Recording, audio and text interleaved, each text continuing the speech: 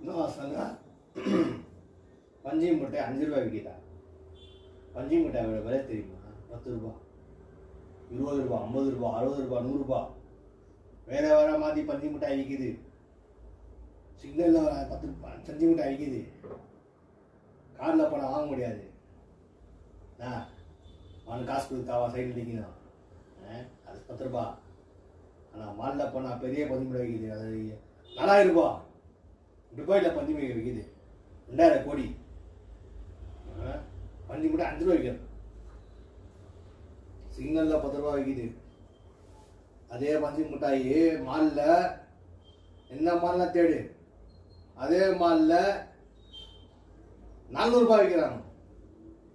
இன்னும் சொல்கிறான் பாரு, அதே பஞ்சு மிட்டாய் துபாயில் இல்லை வேறு ஏதாவது கண்ட்ரியில் 1000 கோடி விற்கிறாங்க.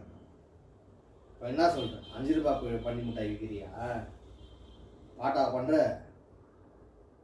5 ரூபாய் பஞ்சு மிட்டாய். நாங்கள் நினச்சா பஞ்சு மிட்டாய் கடையே வைக்குவோம் தெரியுமா? பஞ்சு மிட்டாய் கடையும் சைடில் ஃபிட்டிங்காக வச்சானாக்கா, செட்டிங்காக பார்க்கிங் போட்டானாக்கா, பார்க்கிங் ஒரு செட்டிங், பார்க்கிங்க்கு ஒரு கிரவுண்டை போட்டு பார்க்கிங்னு போட்டோன்னா 20 ரூபா ஒரு வரவுக்கு போனால் பல காருங்க அங்கே நிற்கும். சொல்லியிருக்கிறார் மாப்பிள்ளை இல்லை தலைவர். ஃபிட்டிங்காக பார்க்கிங்கில் போட்டிங்கன்னா 20 ரூபா 30 ரூபா ஒரு அவரு. அது பல செட்டிங்கில் பார்த்தோன்னா ஆனால் 30 ரூபா வந்துச்சு ஒரு அவருக்கு. அதுதான் மேட்ரு. பஞ்சு மிட்டாய் வாங்கிறது போனால் எங்கே கருடா மாலுக்கு பார்க்கிங் போட்டாங்க 100 ரூபா வாங்கி கொடுத்தானா பஞ்சு மிட்டாய் வாங்குறதுக்கு ஒரு 4000 இல்லை 3 ஹவர் ஆச்சா? 3 ஹவருக்கு எவ்வளோ ஆச்சு?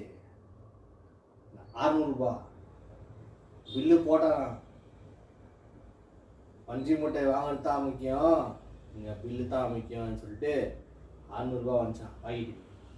எப்படி? அவன் தான் இவன். சாணி சாணி தெய்வ நெக்ஸ்ட் சாங் அதை போடுறேன். நான் தலைவரை பார்த்தது இல்லை இன்னும். தலைவரை வேற மாதிரி பார்த்துக்கிறேன். கண்டக்டர் தலைவர், அப்புறமா தென் பாண்டிச்சி வழியில தேரோடு வீதியில் மான் போல வந்தவனே, அந்த தலைவரை பார்த்துருப்பேன். இந்த தலைவரை பார்த்துருப்பேன். பேசலாக் நீ ஸ்பீக் பேசலாக் சிந்தாம ஊத்துறாடே. ஐயோ எங்க அம்மா கஷ்டப்பட்டு சமைச்ச